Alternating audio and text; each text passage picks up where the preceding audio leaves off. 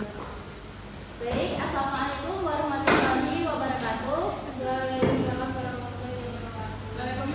warahmatullahi wabarakatuh. Perkenalkan, saya Agam Fariska Andrani, NIM 025. Pada kesempatan ini saya ingin mempresentasikan artikel yang berjudul Layanan Konseling Individual dalam Penguatan Identitas Diri Remaja, Studi Literatur Berbasis Teori Psikososial Erik Erikson.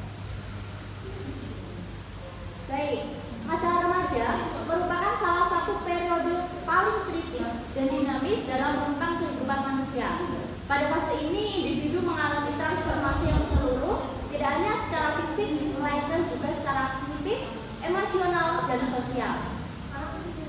Erik Erikson melalui teori perkembangan psikososialnya menempatkan pembentukan identitas sebagai krisis utama fase remaja. Erik Erikson menyebut tahap ini sebagai identity versus role confusion, di mana remaja berjuang menemukan dan memantapkan identitasnya di tengah berbagai tuntutan sosial, ekspektasi, keluarga, dan tekanan kelompok sebaya yang seringkali menjadi pertentangan. Kemudian metode penelitian yang saya pilih, saya menggunakan pendekatan SLR atau Systematic Literature Review, yaitu metode dengan penelitian yang dilakukan dengan cara mengidentifikasi, menyeleksi, mengevaluasi, serta mensintesis hasil-hasil penelitian terdahulu secara sistematis, transparan, dan dapat direplikasi. Hasil dan pembahasan tematik saya membagikan ini menjadi 5 tema dengan berbagai subtema dan artikel pendukung yang saya jabarkan di situ. Lalu saya ada gambaran pola dan intensitas krisis identitas diri remaja. Nah, ini tuh berkaitan dengan prevalensi atau penelitian yang dilakukan Mutakin dan Eko Warni yang menggunakan 3 instrumen tervalidasi yang bisa dipaparkan tersebut dengan menggunakan sampel 400 sampai 450 remaja di usia 12 sampai 21 tahun.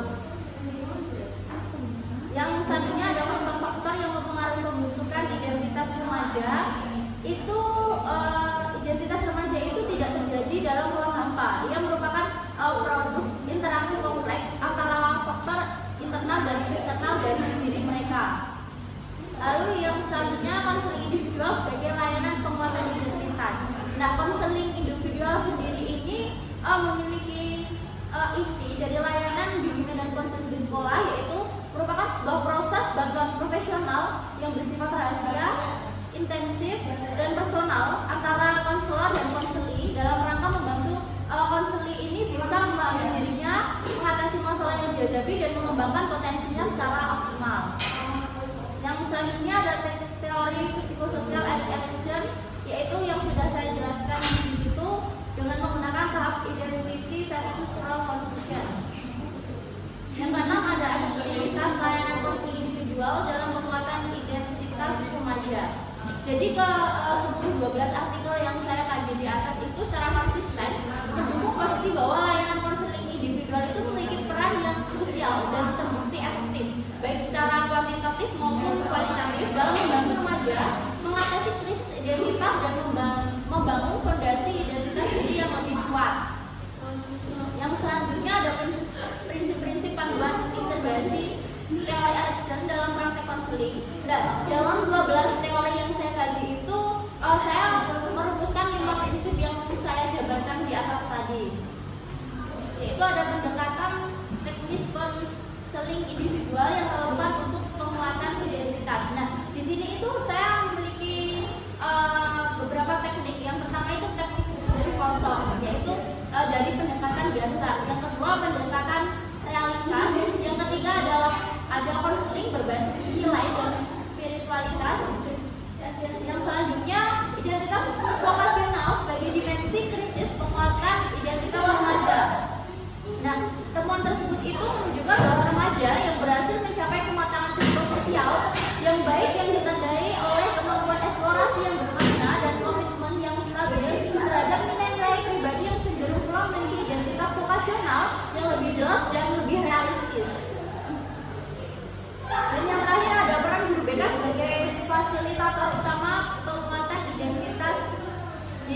remaja. Nah, guru BK ini memegang posisi yang strategis dan tidak bisa tergantikan dalam proses penguatan identitas diri remaja di sekolah.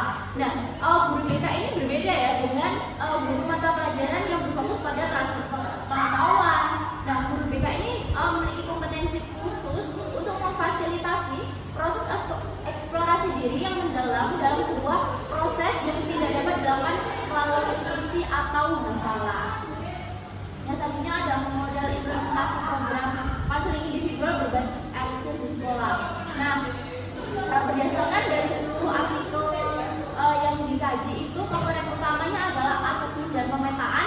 Yang kedua adalah layanan konseling individual intensif. Yang ketiga layanan pendukung ekosistem, dan yang keempat evaluasi dan tindak lanjut. Dan yang terakhir ada kesimpulan berdasarkan analisis sistematis terhadap 12 artikel ilmiah yang relevan. Artikel ini merumuskan 3 simpulan utama. Yang pertama itu krisis identitas merupakan tantangan perkembangan yang signifikan bagi remaja Indonesia. Yang kedua, layanan konseling individual terbukti efektif sebagai intervensi utama dalam membantu remaja mengatasi krisis identitas. Dan yang ketiga, integrasi teori psikososial Erikson dalam praktik konseling individual memberikan kerangka konseptual yang kohesif bagi konselor. Yang sarannya yang pertama yaitu mungkin bagi sekolah bisa memperdalam penguasaan teori psikososial Erikson, dan yang kedua itu bagi lembaga bisa memberikan alokasi waktu dan sumber daya yang memadai, dan yang ketiga bagi orang tua itu kenali pentingnya memberikan ruang eksplorasi yang aman bagi remaja. Yang keempat, kembangkan penelitian kuantitatif dengan desain eksperimen yang lebih ketat, sampel yang lebih besar dan representatif. Dan yang kelima itu bagi pengembang kebijakan pendidikan, masukkan standar kompetensi pemahaman teori perkembangan identitas remaja ke dalam kurikulum pendidikan calon konselor sekolah dan dalam program pelatihan in-service guru BK. Dan selanjutnya saya ingin menjelaskan portofolio saya. Nah, ini portofolio saya. Pernyataan diri, saya adalah seorang mahasiswa semester 4 program studi bimbingan dan konseling yang sedang dalam perjalanan untuk menemukan jati diri saya, bukan hanya sebagai mahasiswi, tetapi sebagai calon konselor yang suatu saat nanti akan duduk di hadapan individu yang membawa luka, beban, dan pernyataan besar terhadap hidupnya. Saya tidak datang pada profesi ini dengan gagah, saya datang dengan cukup banyak keraguan tetapi dengan niat yang sangat tulus.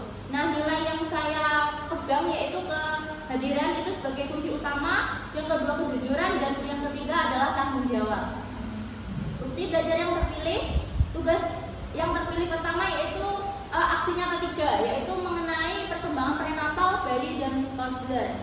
Nah, tugas ini kan mengharuskan saya harus merangkum data perkembangan manusia dari fase awal kehidupan yang dimulai seperti konsepsi, masa kehamilan, di setiap trimester hingga tahap bayi.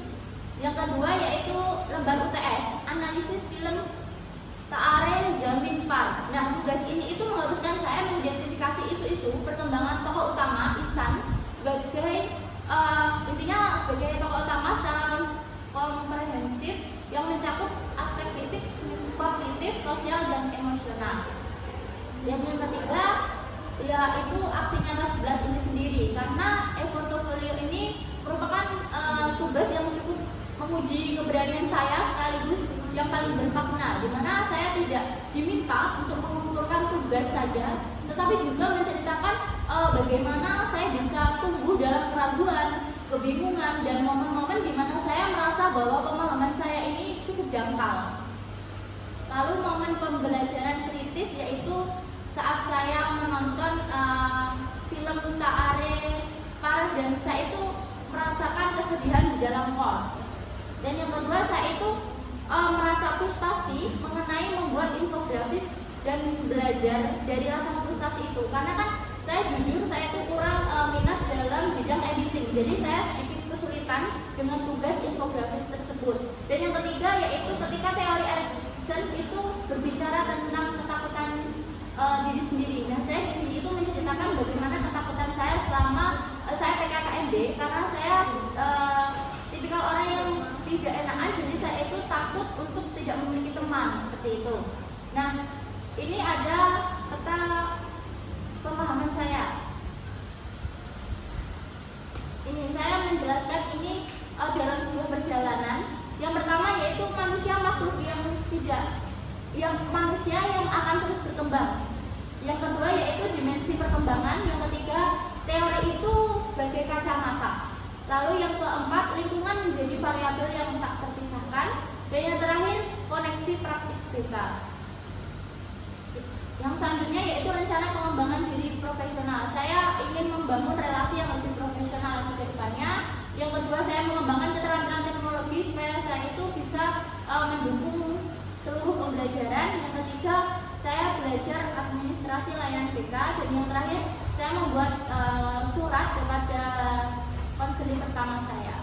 Seperti itu. Mungkin sekian yang bisa saya presentasikan. Kurang lebihnya saya mohon maaf. Wabillahi taufiq wal